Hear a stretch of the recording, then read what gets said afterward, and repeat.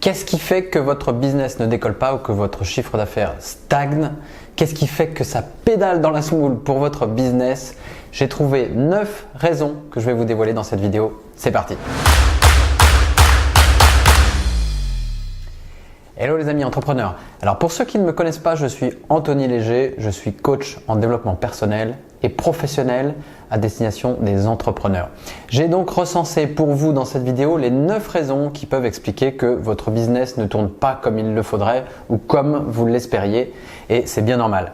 La première des choses, c'est le manque de confiance en vous. Quand on manque de confiance dans son business et même dans soi, ça va forcément transparaître et se ressentir, y compris de l'extérieur, c'est-à-dire quand vous êtes en situation de vente, quand vous êtes en démarchage pour vos clients ou même quand vous apportez une proposition commerciale à un prospect. C'est clair que si vous manquez de confiance en vous, on va sentir un manque de conviction. Vous ne serez pas forcément à l'aise et donc vous ne délivrez pas le meilleur de vous pour vendre.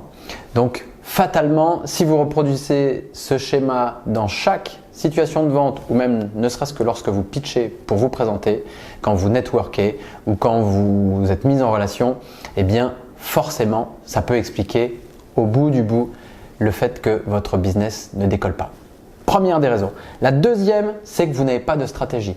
Et là, je vois énormément d'entrepreneurs qui se lancent par opportunité ou parce qu'elles ont une idée, parce qu'elles suivent finalement une intuition, l'envie de travailler autour de leur passion. C'est très bien et je vous encourage vraiment à le faire parce que l'aventure entrepreneuriale est extraordinaire à vivre. Mais attention, dans toute création d'entreprise, dans tout business, ceux qui réussissent sont ceux qui ont une stratégie. Donc, travaillez sur votre stratégie, sur votre vision pour effectivement pouvoir traverser les périodes difficiles en gardant toujours le cap que vous vous êtes fixé avec effectivement les différentes étapes par lesquelles vous devez, en tout cas les différentes étapes que vous devez suivre telles que vous l'avez mises dans votre stratégie pour pouvoir parvenir à vos objectifs. Sans stratégie, vous n'irez nulle part, en tout cas vous n'irez pas bien loin. Troisième raison, c'est si vous n'avez pas de méthode de vente ou que vous n'avez aucun process de vente clairement défini. Donc si vous vous improvisez comme ça du jour au lendemain commercial, ça risque d'être difficile, ça risque d'être compliqué. Là aussi, ça peut rejoindre directement la stratégie. Si vous avez une stratégie pour votre entreprise, vous avez dû définir une stratégie de vente. En tout cas, c'est quelque chose que je vous recommande parce que sinon, il va être très difficile de percer. Donc, réfléchissez à non seulement la façon dont vous allez entrer en contact avec votre marché, avec votre cible, mais aussi la façon dont vous allez les séduire et les amener progressivement à montrer de l'intérêt, mais aussi acheter vos produits ou services. Donc il y a une méthode, bien évidemment, il y a des process, il y a des règles qui existent depuis que l'homme fait du commerce, ça remonte à l'époque du troc. Donc c'est pas la peine de réinventer la roue, reprenez ce qui existe, reprenez ce qui fonctionne et travaillez très en amont votre pitch de présentation, c'est-à-dire la façon dont vous allez présenter votre activité et votre business. Quatrième raison, vous vendez un produit sans avoir construit d'offre. Il y a une différence à faire entre le produit et le service que vous proposez et l'offre que vous proposez à vos clients. Bien évidemment, dans l'offre, il y a le produit, c'est très clair, mais il y a aussi tout ce que vous ajoutez autour qui améliore la satisfaction client et son expérience.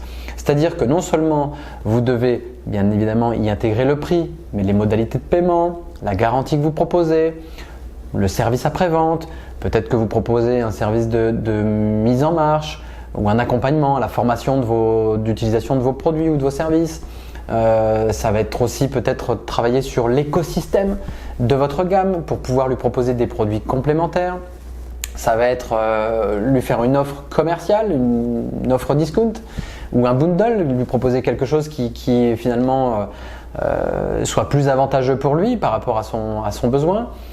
C'est de réfléchir très loin dans ce qui peut être aux yeux de votre client la réponse absolue à son besoin ou sa problématique. C'est construire une offre irrésistible, quelque chose qui crée une valeur unique pour lui, bien plus que le simple produit ou service que vous mettriez autrement à sa portée. Allez, cinquième raison qui pourrait expliquer que votre business pédale, c'est quand on ne connaît pas suffisamment sa cible, ou pire, si vous cherchez à vendre à tout le monde. Quand on cherche à vendre à tout le monde, en réalité, on ne vend à personne. Donc, vous devez absolument savoir pour qui est fait le produit ou le service, et même, je dirais, l'offre que vous proposez. Pourquoi vous avez fait cette offre et à qui elle se destine. Et ça, c'est hyper important. C'est-à-dire qu'à partir du moment où vous aurez clairement identifié quelle est votre cible idéale, le portrait robot de votre client type, vous saurez parfaitement communiquer pour lui et structurer votre offre pour qu'elle lui convienne, pour qu'elle le séduise.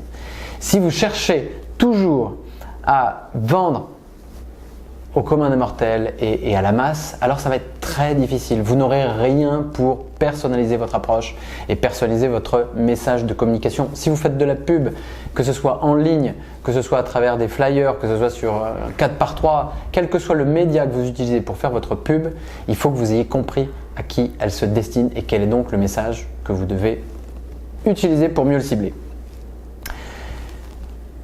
J'ai plus compté, on doit être à la sixième raison, c'est ne pas avoir sondé son marché. C'est-à-dire que vous lancez un business, c'est très bien, il y a une idée, il y a quelque chose de concret, il y a un vrai projet derrière, mais vous n'avez pas vérifié qu'il existe une demande, qu'il existe un marché pour ça, qu'il y a un prix psychologique, qu'il y a un niveau d'acceptabilité effectivement de votre offre, mais aussi surtout qu'il y a des attentes, qu'il y a des problématiques, qu'il y a des besoins à satisfaire et que mieux vous les aurez compris et mieux vous vous serez approprié le langage de votre cible idéale, plus vous aurez des chances de vendre. Or, sans étude de marché préalable, je ne parle pas d'une étude de marché qui va vous prendre 3 mois comme le peuvent se permettre les grands groupes. Non, je vous parle de quelque chose que vous pouvez faire sur le terrain en 1 à 2 jours, mais qui déjà va énormément vous renseigner sur votre potentiel et sur la façon dont vous devez concevoir votre offre et l'orienter pour votre clientèle cible. Donc vous voyez, tout ça fait un vrai maillon de la chaîne, mais on a ici une succession d'explications pour un business qui n'avance pas.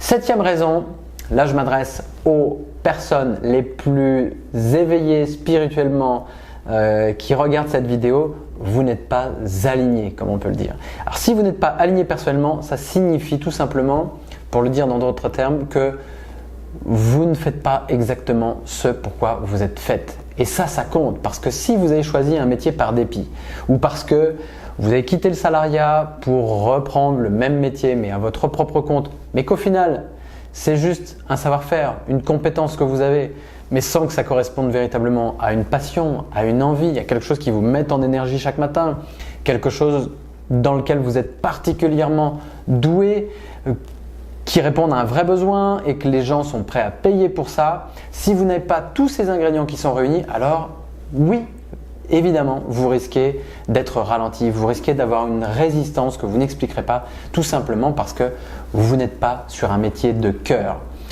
Et moi, je fais une grande différence entre le cœur de métier, c'est-à-dire celui dans lequel on nous met parce qu'on nous catégorise, parce que finalement la société est à ce point structurée qu'il faut rentrer dans des cases. Et ça, c'est le cœur de métier, c'est quelque chose qui répond à une compétence précise pour remplir une fiche de poste et c'est souvent valable quand on est salarié. Mais quand on est entrepreneur, on doit faire ce qui nous fait vraiment vibrer, ce qui nous donne envie de nous lever le matin, ce qui fait sens dans notre vie et qui nous fait avancer vers notre projet de vie. Et si vous avez ça, alors déjà vous avez éliminé énormément de freins au développement de votre business. 7e, 8e, vous ferez le compte pour moi, je remettrai des numéros au montage de cette vidéo. Vous misez tout sur votre site internet ou votre page Facebook. Et ça, c'est une erreur qu'on voit trop souvent, c'est-à-dire que beaucoup d'entrepreneurs, lorsqu'ils ont l'idée de leur business, lorsque c'est structuré dans leur tête, la première chose qu'ils font, c'est créer un logo, une carte de visite et un site internet, une page Facebook. C'est bien, vous en aurez besoin tôt ou tard, mais encore une fois, ça ne remplace pas la stratégie qui était en numéro 1 des objectifs principaux à satisfaire pour pouvoir lancer un business qui va durer et qui va fonctionner, qui va vous apporter la réussite que vous méritez. Votre site internet, votre page Facebook ne fera pas le job pour vous. C'est-à-dire qu'effectivement, il faut avoir une stratégie de vente, il faut avoir une stratégie commerciale, savoir où vous allez aller chercher vos clients, comment vous allez les capter. Il faut networker, il faut peut-être parfois prendre son bâton de pèlerin pour aller au devant de ses clients. Peut-être que ce sera par téléphone, par prospection physique, mais en tout cas avoir déjà établi les règles du jeu et savoir où se trouve votre clientèle pour pouvoir y aller parce que il y a très peu de chances pour que vous ayez un business captif et que votre site internet, même avec le meilleur référencement du monde ou votre page Facebook suffise dans les premiers temps à capter vos premiers clients. Si vous avez cette chance, c'est tant mieux et alors je me serais trompé. Mais d'expérience, beaucoup de gens misent là-dessus et font l'erreur d'attendre que le client rentre tout seul et ça ne fonctionne pas. Donc, si vous n'avez pas de plan B, c'est le moment d'y penser. Ça aurait dû être votre plan A, mais en tout cas, voilà, vous devez avoir un plan de vente et une démarche commerciale qui soit déjà pensée en amont dans votre stratégie d'entreprise.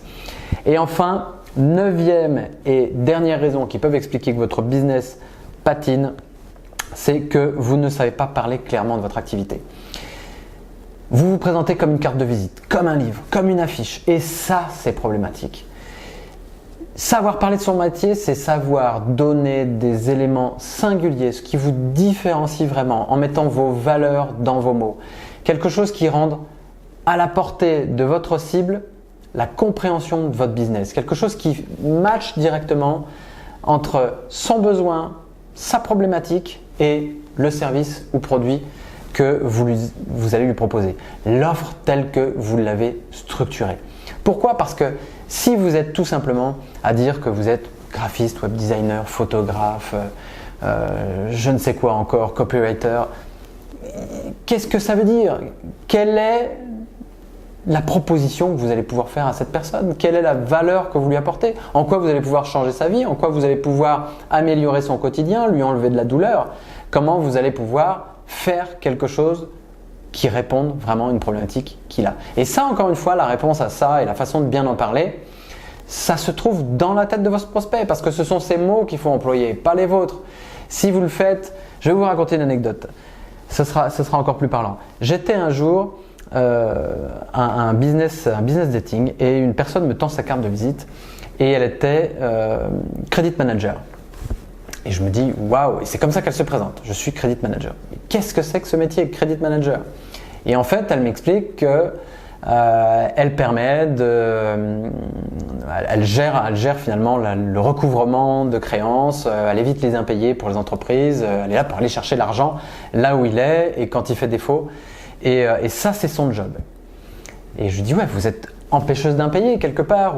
Et elle a trouvé, ça a résonné tout de suite en elle et ça a fait écho. Si bien qu'elle a changé derrière sa façon de se présenter. Alors, pour moi, c'était juste une interprétation. Mais finalement, j'avais vu avec mes mots de prospect, parce que je pouvais tout à fait être dans sa cible, ce qu'elle pouvait m'apporter. Mais dit de manière beaucoup moins pompeuse, beaucoup moins scientifique ou formelle, et qui fait qu'à un moment donné, on rend plus sexy le message et du coup plus vendeur. En tout cas, ça permet de capter l'attention autrement et d'engager une conversation parce qu'on a suscité l'intérêt. Donc, et on appelle ça le pitch, et je vous en ai déjà parlé, mais le pitch fait énormément la différence dans le cas du développement d'un business parce que si vous ne savez pas en parler clairement, vous n'arriverez pas à attirer, à séduire vos prospects pour en faire des clients.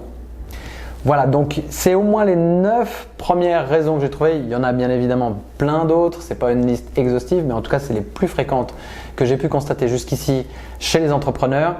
Et si vous vous reconnaissez dans ces cas, je vous invite dès maintenant à télécharger dans le lien qui figure en description de cette vidéo le guide 3 plus 1 clé pour un business épanoui dans lequel vous allez retrouver un certain nombre d'explications et une avalanche de conseils qui sont de véritables pépites pour le développement de votre business. Donc, il suffit de laisser votre mail sur le formulaire d'inscription, vous recevez le guide et un conseil tous les jours pour faire exploser votre business. C'est parti, go!